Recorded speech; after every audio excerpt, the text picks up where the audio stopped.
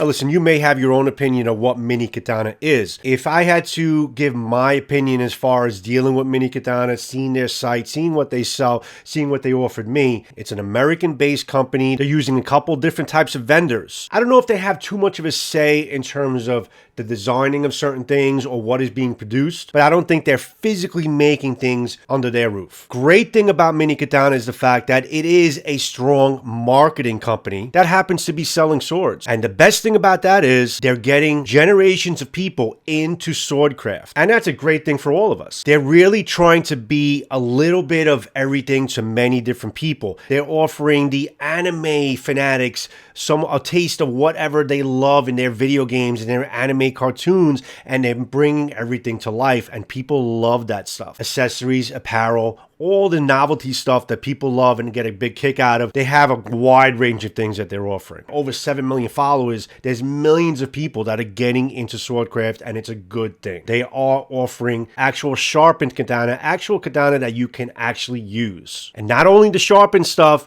or the inexpensive or the budget stuff that are good starter swords, they are also offering some premium quality katana. That's what I'm showing you today in this video. Now, just as a disclosure, guys, all the pieces that I show you from Mini Katana were sent to me from Mini Katana for review. I hope that doesn't make me biased or unbiased on the product. I'm basically just trying to show you my experience with the product. I'm not trying to sell you anything. I'm not trying to coerce you in making a decision on anything. It's an agreement that they send me these pieces and I give you my input as far as how I find them in terms of their fit and finish, in terms of how they're used, overall presentation, and if they're possibly worth it or not, which is ultimately a decision that you guys have to make on your own. And guys, a very important disclosure before the keyboard warriors start basically tapping on those keyboards. I am coming to you not as a practitioner. I'm coming to you as generally a backyard cutter and enthusiast of swordcraft from a very young age.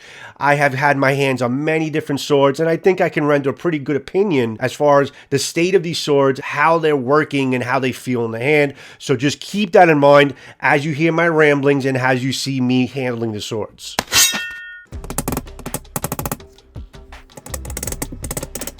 All right, so guys, here's the disassembled sword. Now, it came apart fairly easily. A couple hits with the rubber hammer. Obviously, it wasn't coming out with just a normal. It had to be forced a little bit, but it wasn't too bad. And this is a pretty good quality iron Suba, solid. You can't bend it. I mean, you could tell sometimes when something is cheap. This is pretty good quality. The casting is good, and it's solid. So I wasn't worried about going with the rubber mallet and damaging it. So I was able to get it off pretty fairly easily. That they're using one Makugi peg. That is generally the old Japanese way, and it forces them to actually have good fit and finish using one Makugi peg, because everything has to fit perfectly, so it could be held by only one peg and not two. There's the seppas, I believe, are copper seppas. which, you know, copper always gives it a nice flair of a quality sword to have flashes of copper on there. These are pretty good copper scepters, nothing out of the ordinary or too lavish, but they do the job and they're copper, so there you go. The Habaki, copper Habaki, fitted pretty well, not fitted the best I've ever seen, but it still fitted a lot better than most of the market, and it's definitely the signs of a pretty good quality sword, having a nice, fairly good fitted copper Habaki. The castings on the Fuchi and the Kashira are pretty damn good. If you look at the Ska or the Tsuka, you can see it's pretty good quality wood. It's not worn, weathered wood or anything like that. It looks up pretty much a good new piece of wood. Did an inlay. They cut an inlay for the ray skin so it fits a lot better. Sometimes you don't see that on a lesser quality sword to have the inlays. It's not the best inlay quality inlays or wood I've seen, but definitely a really good attempt. Good quality piece of wood. You can feel it's good quality. They didn't put it under the Ito, and I can't tell you how much I appreciate it when sword manufacturers don't place the Makugi peg hole under the Ito where you got to pull. It's going to pull it up and unloosen it when you have to take the sword apart. I really was expecting a little bit better quality. I mean, I got to listen, this is not bad. You could see that there is attempts at grinding lines here that they kind of shaped it and put it together. There is some rust, which is going to be apparent sometimes. That's going to happen on the Nakago. There is going to be rust. But I got to tell you, out of the box, if I have to compare it to another sword in its price point, which is Huawei's Nakago or Tang, was absolutely flawless. I mean, you can see the images on screen and compare it to this one. It's definitely a big difference in how this looks and how that looks, and they're pretty much, Huawei now that you're seeing is pretty much around the same price point as this, around $900. And I would expect to see a little bit better quality on the Nakago, but not to say that this is bad. It is pretty good. I don't see any signature of the Smith, which I would prefer seeing that as well. But other than that, it's again good quality, but I was expecting a little bit better. It also doesn't necessarily mean that it's bad execution. I was expecting something a little bit better. Hamachi and the Munamachi, the lines are pretty good. They're even. They're not, one is not hard than the other, so that's good. So this way the Habaki can kind of fit in place pretty well.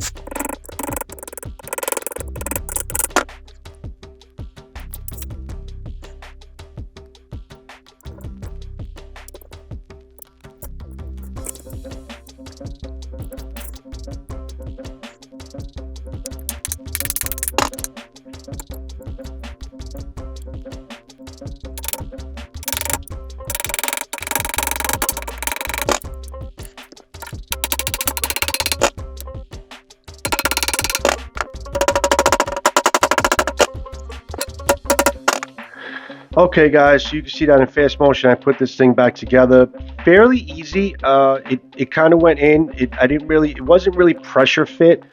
You don't want to ever see anything kind of pressure fit to the point where it's going to basically stay in place because it's hammered in so tight, and it's the friction is holding it in place. What's holding it in place is the fact that it's just all the pieces are lined right.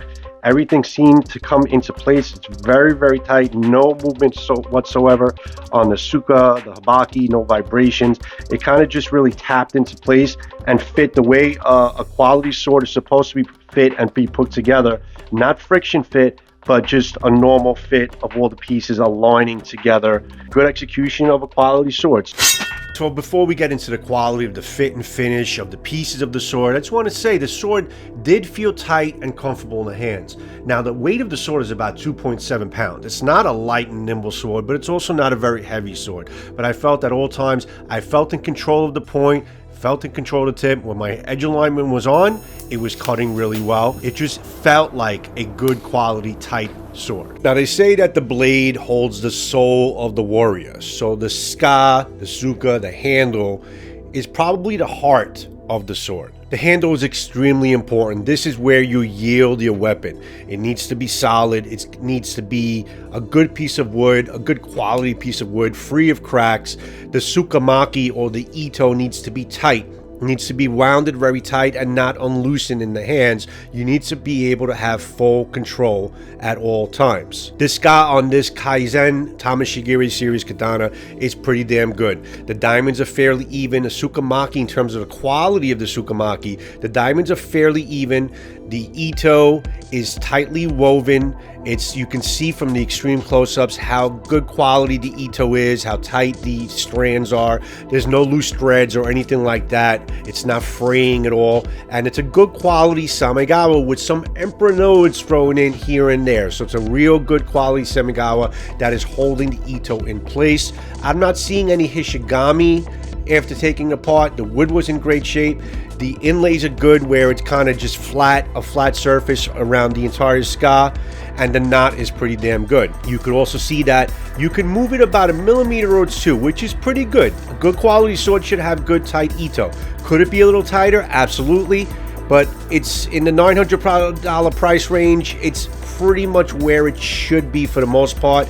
I love the shape of the Haichi shape. It's like kind of like a curved shape. Feels very good and solid in the hand.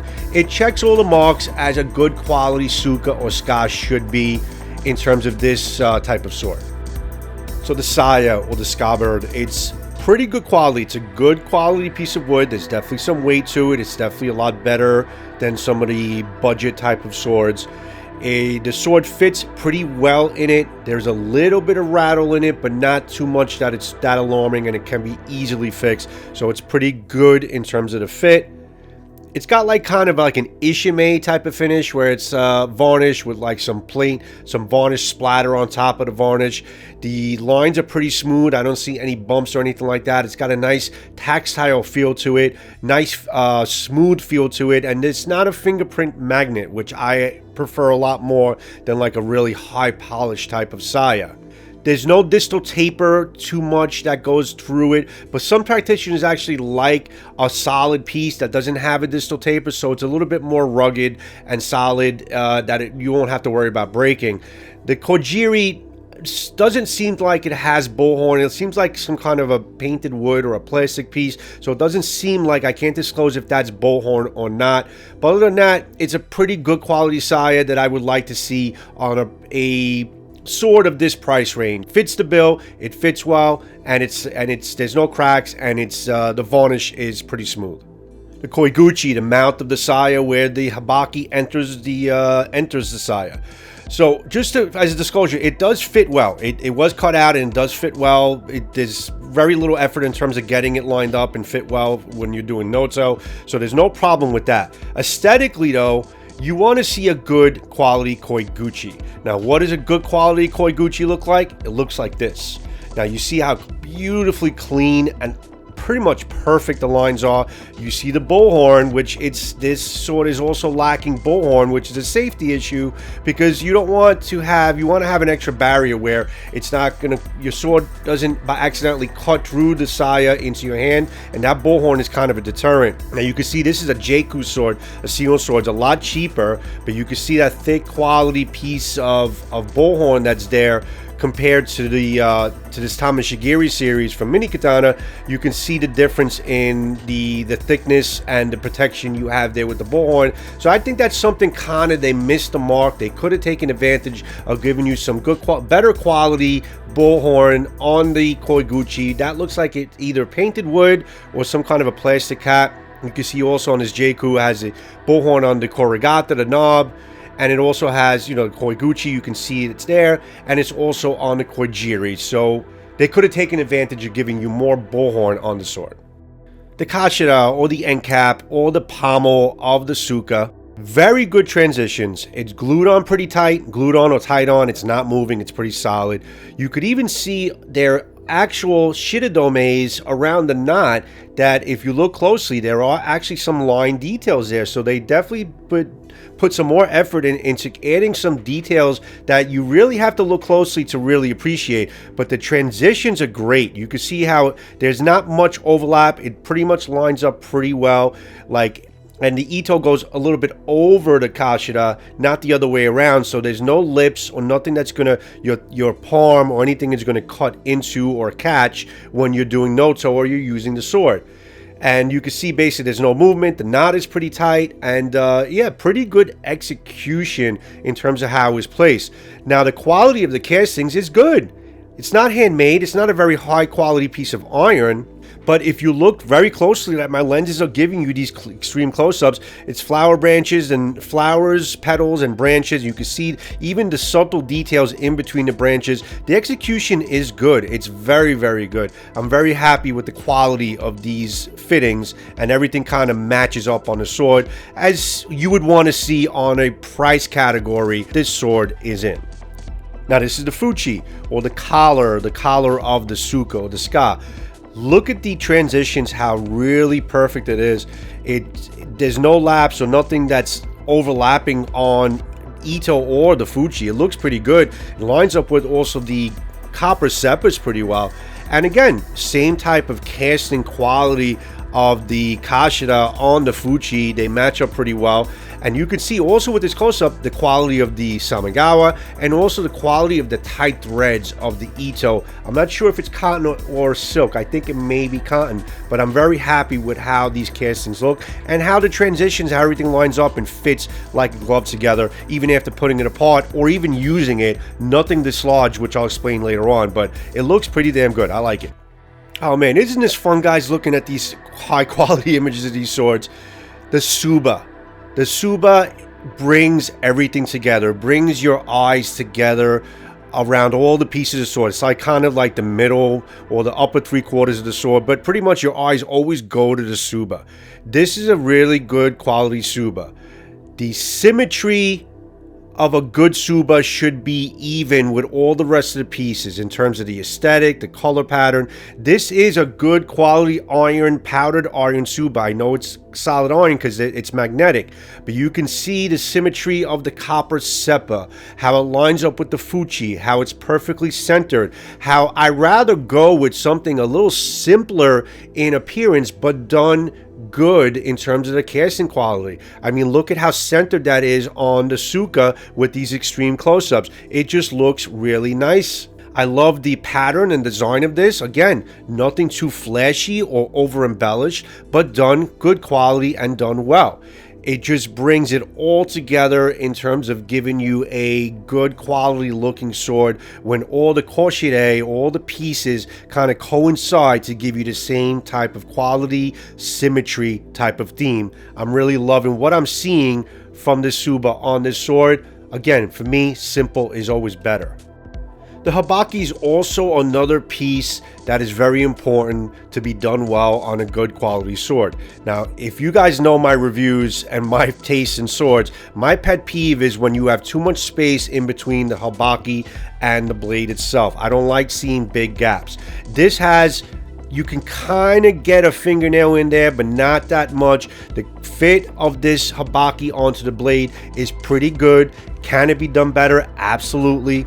The fact also that it's copper, and if there is an attempt to make this a little tighter and not have too much more of a fingernail space in there, is commendable. The hamachi and munamachi is pretty good. Again, it's not the best fitting I've ever seen. I have seen fittings that are better within the same price range, to be noted, but again, it is copper, it is good quality, it has some good lines, and it's fitted pretty damn good, and it matches up also symmetrically with also the seppas and the blade for the most part itself. Nice appearance of this copper Habaki.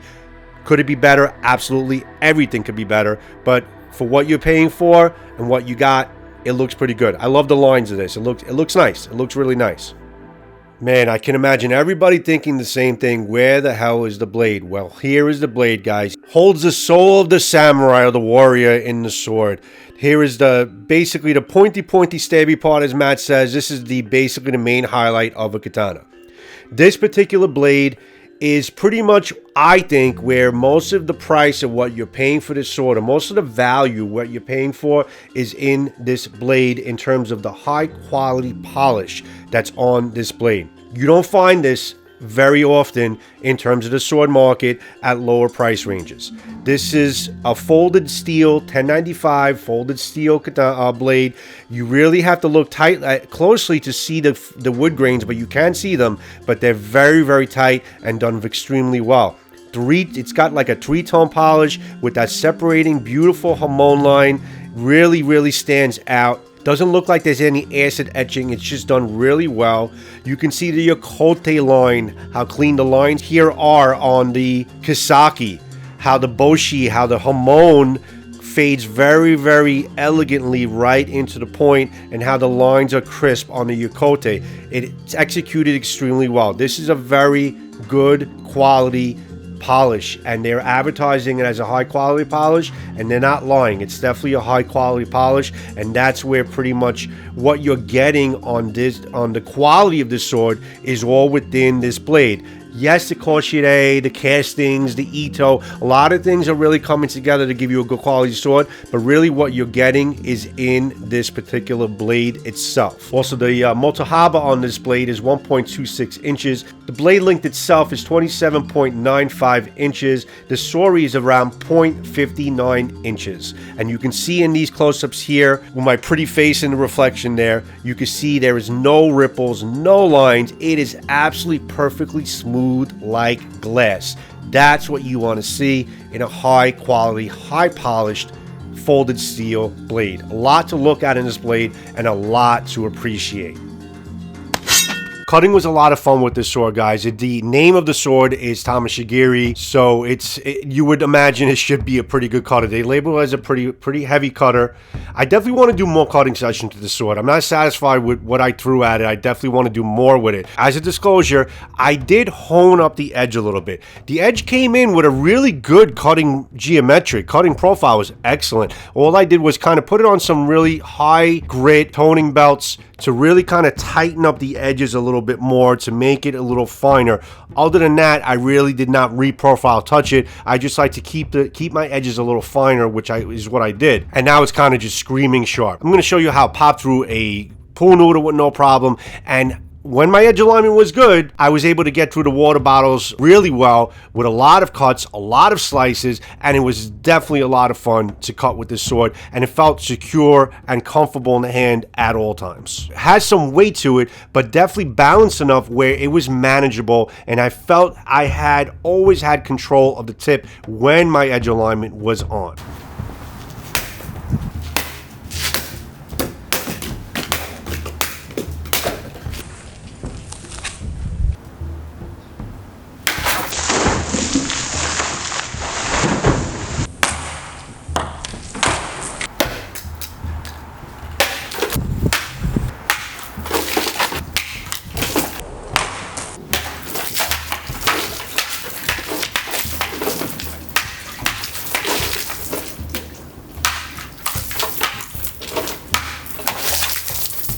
That was nice.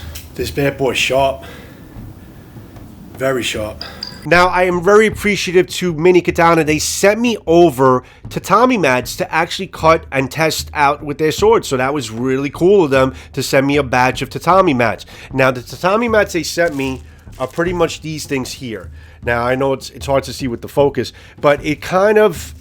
They're individually wrapped pretty well, very professional, but they're really thin, guys. They're very short, and now you see how hollow it is here. They're not very long, so there's not. It's kind of, when you kind of soak these things, it was almost like using a wet noodle. It's like you can see there's just not much girth there, and this could have been a little bit longer, so you can wind it better. What I feel like what I should do next time with the remaining ones I have left for more testing is to double mat, to double roll two of them together, and it should give you the equivalency of a normal tatami mat. But appreciative to Mini Katana for sending these over to me.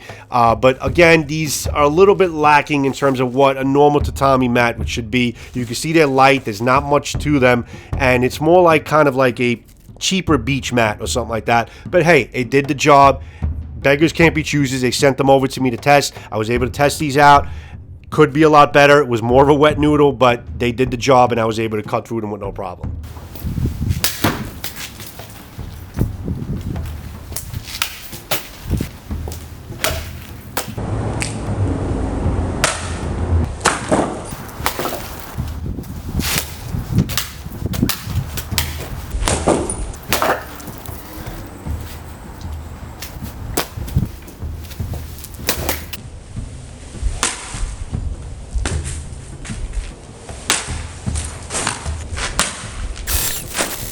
Okay guys, so this is a very important part of the video where I give you a sum up. If in my humble opinion, I think it's worth the admission price of the sword, take my opinion that I'm giving you now as just a factor in a decision that you need to make for yourself, because everyone has different standards in terms of what they're looking for in their sword. So it's hard to take one opinion of one person on YouTube without really realizing what is important to you. I would give it a loose yes, I would say loosely yes, because there are some caveats. Now, do you remember the beginning where you saw the presentation box as the sword came in? I also did an open boxing, so you saw it there as well.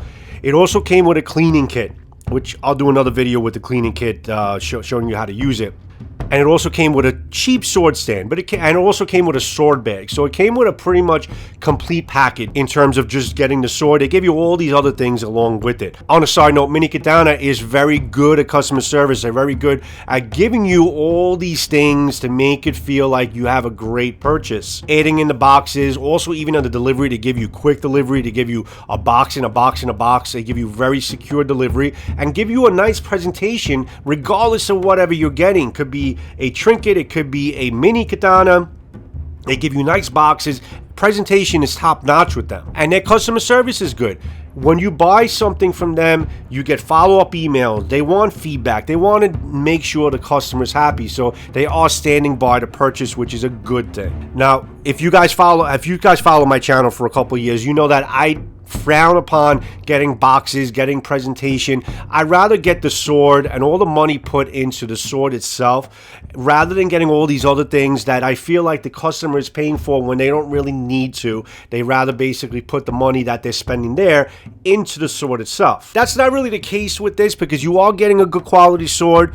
But here's some food for thought. If you took that box, if you took the cleaning kit, but a lot of these other things, the sword stand that coming with the package of this Tameshigiri Kaizen sword, what if you took all of that out, put it back into the sword? Maybe you could have real bullhorn instead of all the other stuff. I mean, that's something to think about as well. Other than that, even though you have great presentation, you still got a good quality product. Those are nice add-ins. Could it be better? The other thing I wanted to kind of mention, other than the bullhorn added to the sword, what about the steel? Polish is fantastic. It is 1095 steel.